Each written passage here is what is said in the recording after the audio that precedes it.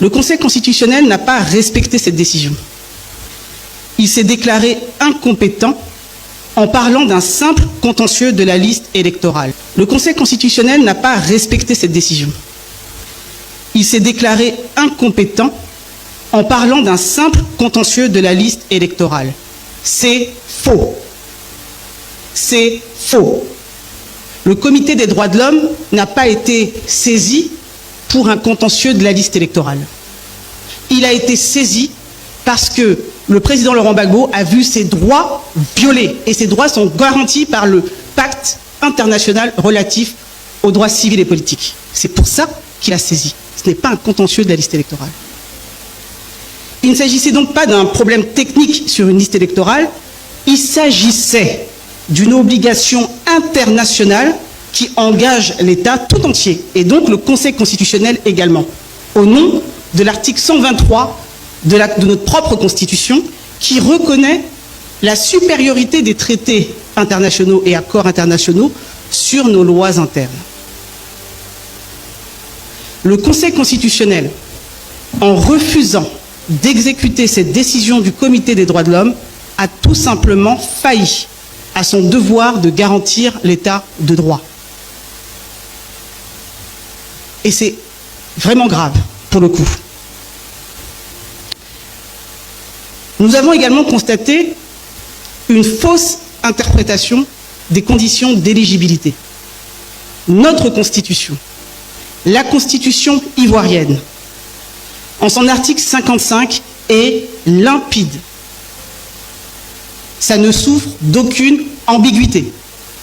Pour être candidat à l'élection présidentielle, il faut avoir au moins 35 ans, être exclusivement ivoirien, jouir de ses droits civils et politiques et être né de père ou de mère ivoirien d'origine.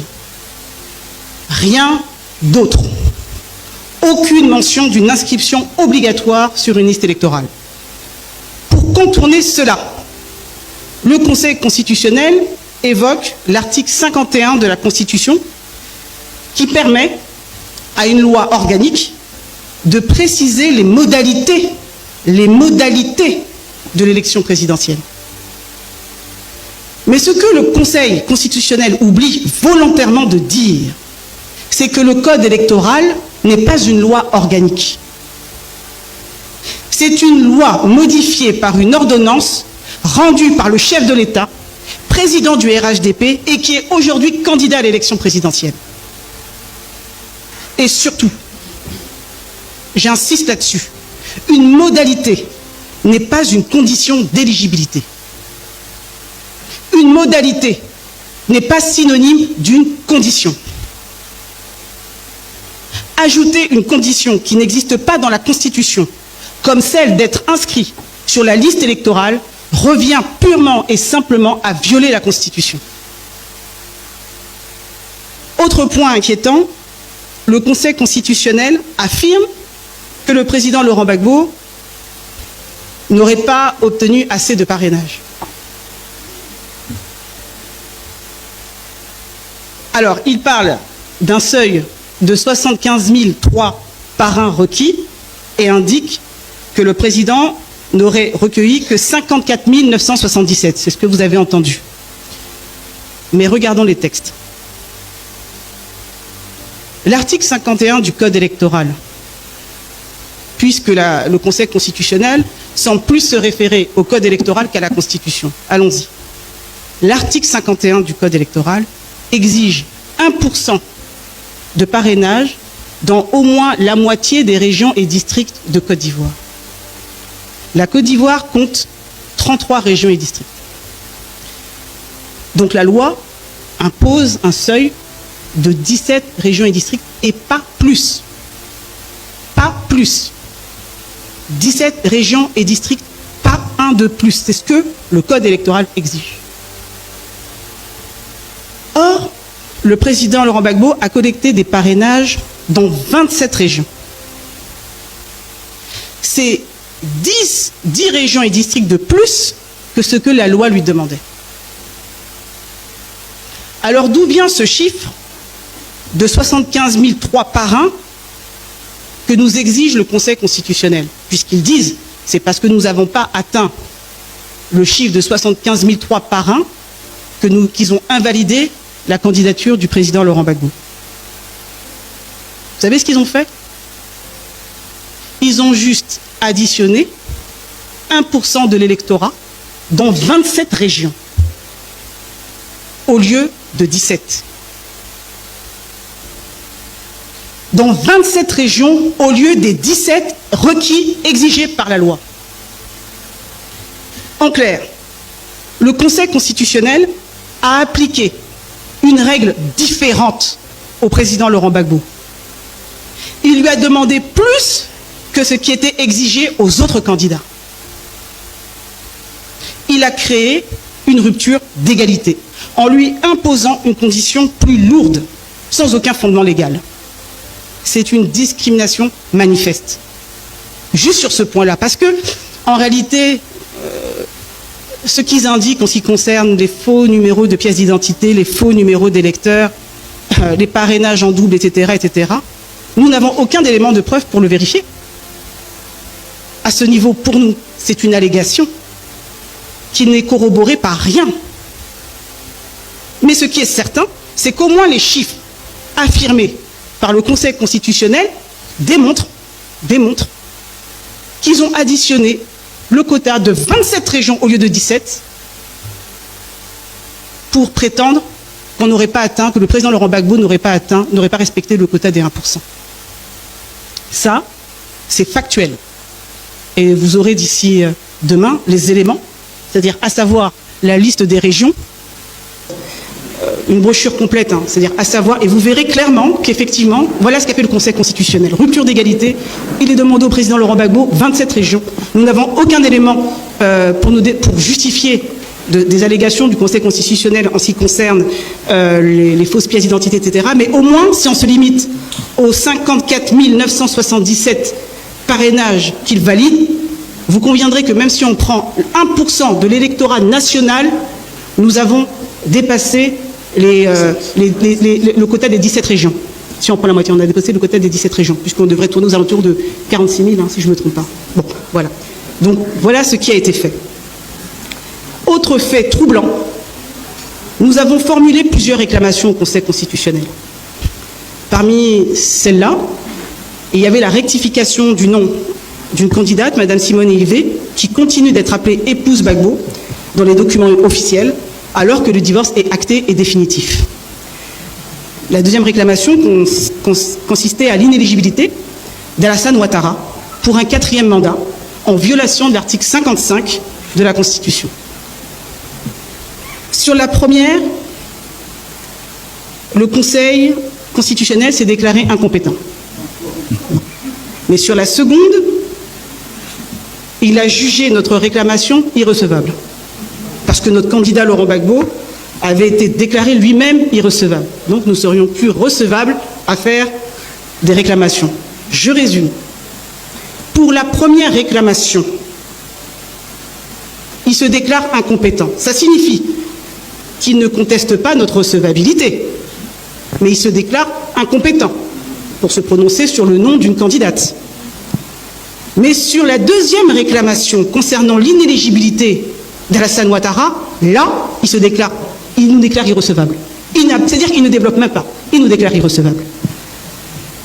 Pourquoi alors avons-nous été recevables dans un cas et irrecevables dans l'autre?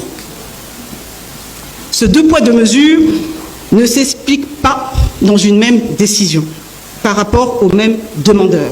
Soit nous sommes irrecevables pour tous, soit nous sommes recevables pour tous, mais on ne peut pas, dans un cas, être recevable et dans l'autre cas, être irrecevable. Mais nous notons que quand il s'agissait de protéger le nom du président Gbagbo utilisé par un autre candidat, on nous répond « vous êtes recevable, mais on est incompétent ». Mais quand il s'agit de contester un 4e mandat de M. Alassane Ouattara, on nous dit « vous êtes irrecevable ». Tout de suite. Cela ne peut que nourrir des doutes sur l'impartialité du Conseil constitutionnel qui refuse manifestement de prendre en considération les arguments difficilement contestables sur le 4e mandat voulu par M. Alassane Ouattara. L'attitude du Conseil constitutionnel face à la Constitution interroge donc. Ça nous interroge. En effet, l'article 127 de la Constitution, là c'est un autre exemple que je vous donne, pour montrer à quel point le Conseil constitutionnel, dans son application, dans son respect de la Constitution, est problématique. Vous avez l'article 127 de la Constitution, qui prévoit que la CEI, donc la Commission électorale indépendante, doit publier la liste provisoire des candidats. Ça, c'est constitutionnel. La Constitution le dit clairement, c'est la Commission électorale indépendante qui publie la liste provisoire des candidats. Et le Conseil constitutionnel, lui, doit publier la liste définitive des candidats 15 jours avant le premier tour du scrutin. Une lecture littérale de la Constitution dit que le Conseil constitutionnel doit lui publier la liste définitive au plus tard, l'élection étant le 25 octobre, le 10 octobre. Ça, c'est constitutionnel. Mais que s'est-il passé dans les faits? Dans les faits, c'est le Conseil constitutionnel lui-même qui a publié la liste provisoire, en violation donc de la Constitution, et puis la liste définitive, 45 jours avant le scrutin. Conformément à ça, quand il fait ça, il se conforme au Code électoral, l'article 56 du Code électoral, mais il viole la Constitution, en son article 127. Il préfère donc choisir entre la Constitution et le Code électoral, il préfère choisir d'appliquer le Code électoral, et pas la Constitution. Ça, c'est clair. C'est factuel. Vous pouvez vérifier. Article 127 de la Constitution.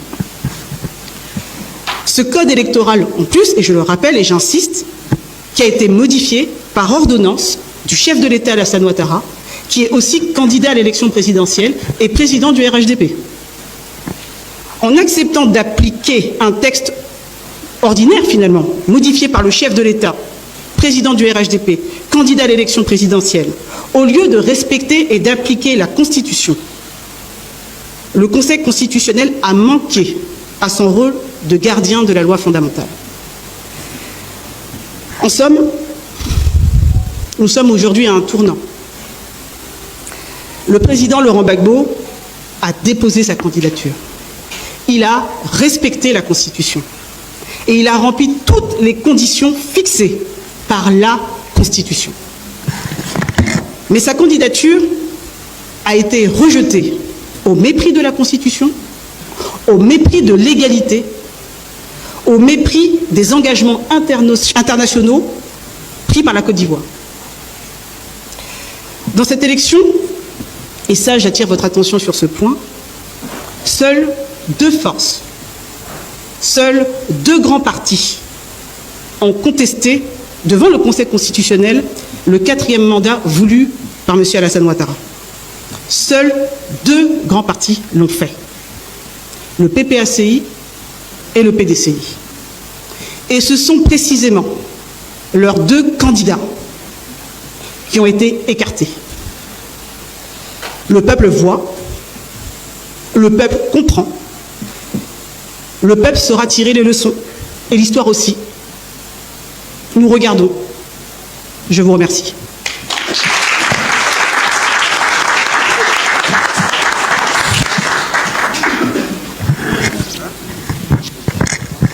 Bien. On entend, chers consoeurs, chers confrères, on entend vos questions. Questions, maître, texte, est-ce qu'on prend 3-4 questions, on répond et après on prend une autre série ou bien on répond au fur et à mesure? 4. S'il vous plaît, les portables, vous les mettez sous silence, s'il vous plaît. Oui. Monsieur en t-shirt orange, votre nom d'abord. Votre nom. On prend une série de 4 d'abord. D'accord. Je suis Sapel Monet de l'Intelligence d'Abidjan et l'Intelligence TV. D'accord. Merci. Quelqu'un d'autre, s'il vous plaît? Oui. Samuel.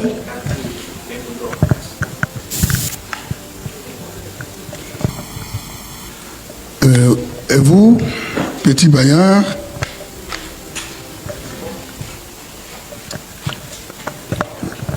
La voix voix originale. Non, quatrième question. Quatrième question, s'il vous plaît. Ok. Maître, Monsieur le ministre, on n'a que 3 questions.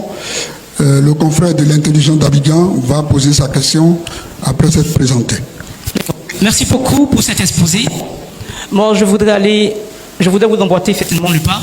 Ça sera de savoir, après ce constat négatif que vous faites sur le résultat du Conseil constitutionnel, quelle sera la suite? Qu'est-ce que vous allez faire concrètement? C'est à ça que nous nous attendons tous ici, en fait. Merci. Merci. Question directe. Samuel de l'Infodrome. Alors, bonsoir, madame, monsieur les conférenciers, bonsoir à tous. Je suis Samuel Tadio, journaliste à l'Infodrome. Alors, je vais rebondir sur la question de mon confrère. Alors, le Conseil constitutionnel a acté l'élimination du candidat Laurent Gbagbo. Face à cette exclusion, quelle sera la stratégie du PPACI pour le scrutin du 25 octobre? Boycott, appel à la mobilisation ou soutien à un autre candidat? Une alliance avec d'autres candidats de l'opposition encore en lice? S'il vous plaît. Billon, Domelo, Simone Gbagbo, Lagou, est-elle envisagée? Merci. Merci, chers confrères de l'Infodrome. On va passer la parole à Petit Baya de La Voix originale. Merci. Yannick Baya de La Voix originale. Tout à l'heure, quand on a vu l'élément vidéo de Madame Nanaba Camara, elle dit la primauté de la Constitution. Elle parle de primauté de la Constitution sur le code électoral. Ensuite, elle dit que le code électoral a été adopté par référendum. Est-ce que c'est juste? Deuxième question, le président Laurent Gbagbo a eu plus de 54 000 parrains. Quel est le quota qu'il devrait avoir normalement pour que son dossier soit recevable? Texte, on a bouclé les 3 questions. S'il vous plaît, vous pouvez répondre.